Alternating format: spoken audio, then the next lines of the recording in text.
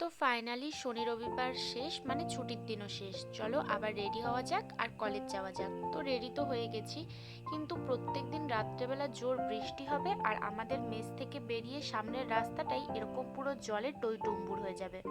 তো কিছু করার নেই, বুট জুতো হাতে নিয়ে এভাবে ওই রাস্তাটা পেরাতে হয়। খুব বিরক্তকর লাগে রোজ এই রাস্তাটা পেরোতে, কিন্তু কিছু করারও নেই।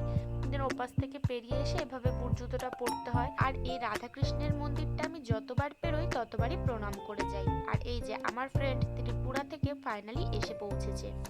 দেন ছুটি হওয়ার পর কলেজ আমরা সবাই মিলে গেছিলাম মিয়ামুরেতে, কারণ একটা ফ্রেন্ডের ছিল বার্থডে।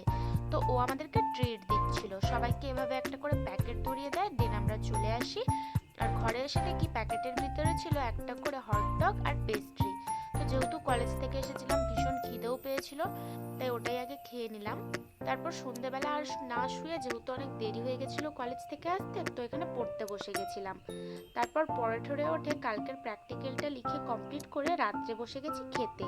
আর আজকে আমাদের মেস থেকে যা হোক তালের রুটি দিয়েছে, যেটা খেতে খুব সুন্দর ছিল, আর অনেকদিন পরও খেয়েছিলাম।